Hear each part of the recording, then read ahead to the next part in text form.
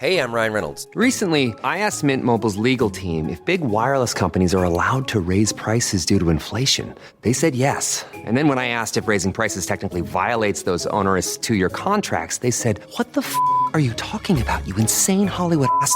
So to recap, we're cutting the price of Mint Unlimited from $30 a month to just $15 a month. Give it a try at mintmobile.com/switch. $45 upfront payment equivalent to $15 per month. New customers on first 3-month plan only. Taxes and fees extra. Speed slower above 40 gigabytes. See details.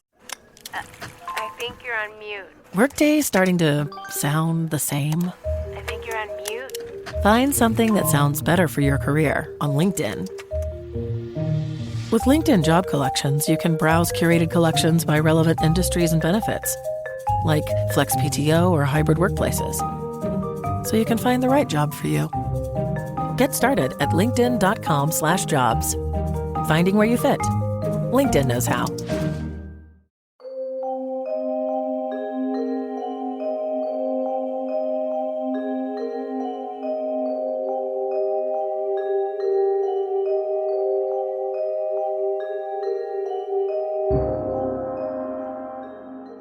Hola a todos, bienvenidos a un nuevo episodio del podcast Terror cerca de ti. Como cada capítulo, quiero agradecer a todos los que, semana a semana, escuchan el podcast, así como dar la bienvenida a los que lo hacen por primera vez. No olviden seguirme en Spotify y calificar y dejar un comentario en iTunes. Esto ayuda a que el podcast llegue a más personas. Recuerden seguir mis redes sociales, @terrorcerca, en Facebook e Instagram, donde publico contenido adicional a los episodios. Y junto con el correo electrónico, terrorcercadeti@gmail.com, es la forma en que me pueden hacer llegar sus sugerencias de historias o sus propios relatos. Como recordarán, al terminar el episodio anterior, les platiqué sobre el momento en que los sospechosos fueron detenidos. Esta semana les traigo la segunda parte de la historia del asesinato de la familia Clutter. Al ser detenidos en Las Vegas, Richard y Perry tenían en su propiedad una caja con diversas pertenencias. Entre estas se encontraba ropa sucia y 2 pares de botas. Una de estas tenía en la suela una distintiva forma de diamantes, la cual coincidía con la marca encontrada en la escena del crimen. Todo el tiempo que los sospechosos habían estado escapando fue aprovechado por las autoridades para recabar la mayor cantidad de evidencia posible. Entre esta, los agentes de la KBI encontraron la escopeta de Richard, usada en el asesinato, descuidadamente tirada en la casa de sus padres en Kansas. Además, habían dado con el cuchillo usado contra Herbert. El 3 de enero de 1960, aún en la misma ciudad de Las Vegas, los agentes asignados al caso iniciaron el interrogatorio, el cual fue grabado. Inicialmente, Richard mintió sobre su historia. Él dijo que había conocido a Perry en Kansas City y que planeaban visitar a la hermana de este, quien tenía dinero para él, pero que al no localizarla, fueron a una zona donde contrataron a sexoservidoras. Después contó que habían falsificado algunos cheques. Los agentes lo dejaron hablar, pero después le dijeron sobre las huellas encontradas en la escena del crimen y que éstas correspondían a sus botas.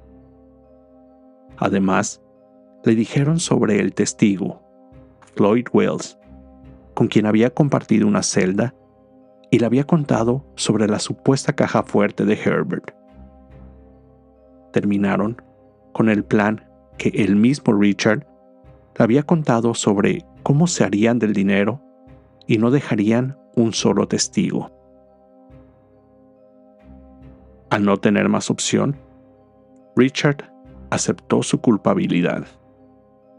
Solo que él proporcionó una declaración en la que aseguraba que Perry había asesinado a los 4 miembros de la familia Clutter, posiblemente tratando de evitar la pena de muerte al momento de ser declarados culpables. Después de firmar su declaración, y mientras se dirigía a su celda, Richard momentáneamente perdió el conocimiento y comenzó a desvanecerse. Los oficiales que lo acompañaban detuvieron su caída. Pronto se recuperaría. Cuando de forma separada, Perry fue cuestionado y presentado con la declaración de Richard, él no aceptó, pero tampoco la negó. Al siguiente día, mientras era llevado en auto a Kansas, él culparía a Richard de haber cometido los asesinatos. Sin embargo, rápidamente cambió su historia, aceptando toda la culpa. Dijo que no quería que la madre de Richard pensara que su hijo era un asesino. Perry continuó diciendo que su cómplice, a pesar de mostrarse valiente, se acobardó en el último momento y que él había tenido que asesinar a los testigos. Finalmente, dijo que él apreció a Herbert. Pensó que era un gentil caballero, de buen hablar. Cito: "Pensé esto hasta el momento de cortar su garganta". Los sospechosos fueron oficialmente extraditados al estado de Kansas, donde fueron detenidos en la cárcel de Garden City, en celdas y alas separadas, mientras se preparaba el juicio. El proceso se llevaría a cabo en la corte del mismo pueblo. El público, ansioso por conocer el veredicto, se aglomeró en el edificio del condado. La sala solo contaba con capacidad para 160 personas. Resultaba insuficiente para la cantidad de gente que llegó. Las primeras filas de la corte fueron reservadas para los miembros de la prensa. Entre estos se encontraba un joven reportero del diario The New Yorker, aspirante a novelista de nombre Truman Capote. Durante 3 días, diversos testigos fueron llamados a declarar. Se presentaron los oficiales que descubrieron los cuerpos, el sheriff, el médico forense, investigadores de policía, agentes del FBI y del KBI, así como expertos forenses y el mismo Floyd Wells. Los fiscales presentaron con gran detalle los hechos sucedidos. Herbert, Bonnie, Kenyon y Nancy Clutter habían muerto por un disparo de la escopeta de Perry. Todos, menos Nancy, habían sido amordazados, dándole a ella una última oportunidad de pedir por su vida. El mismo Perry declaró que Nancy dijo, cito: "Oh, no, oh, por favor, no, por favor, no", justo antes de dispararle con su escopeta.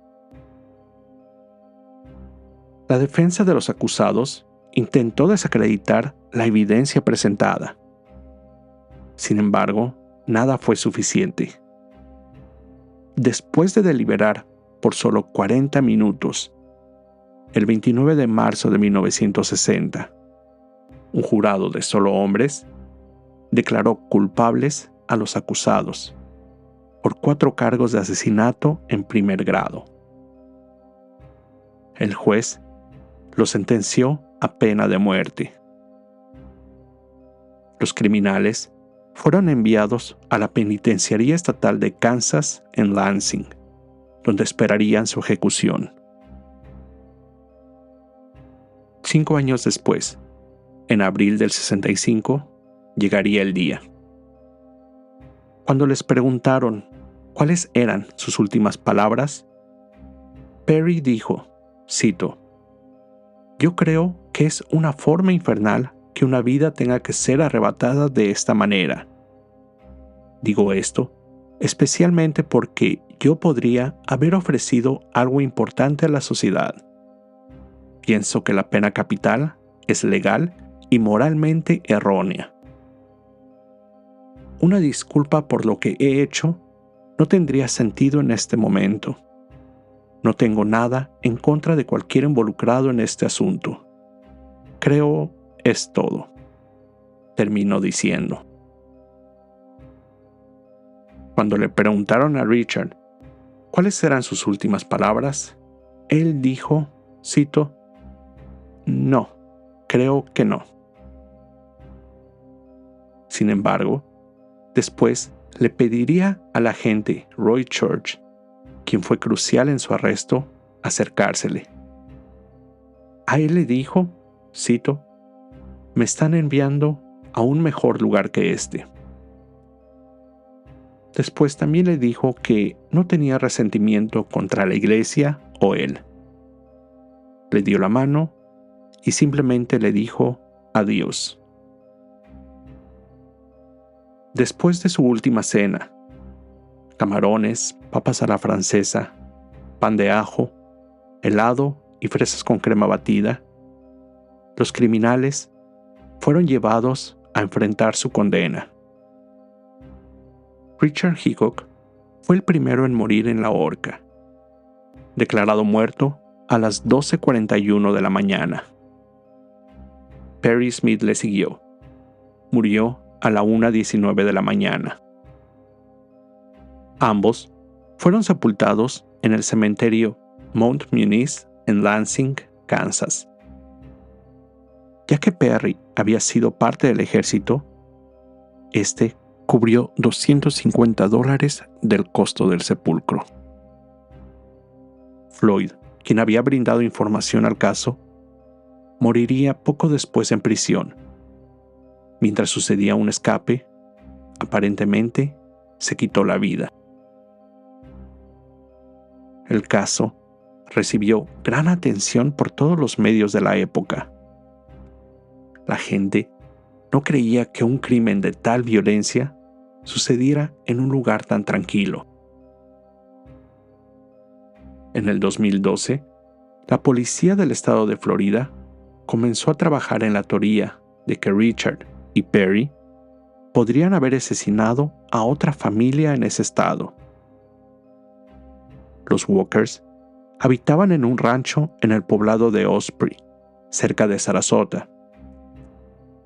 Poco más de un mes después de haber asesinado a los Clutter, Clifford y Christine Walker, así como su hijo de 3 años y su hija de 2, murieron asesinados por un disparo en la cabeza el 19 de diciembre.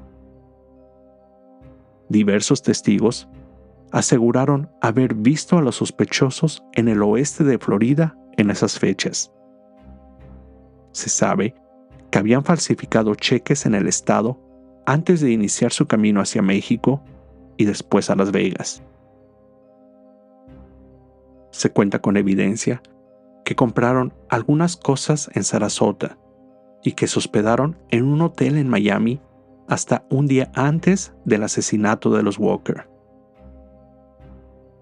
Durante su arresto, Richard y Perry negaron haber cometido esos crímenes y pasaron una prueba de polígrafo a la que fueron sometidos en el 60.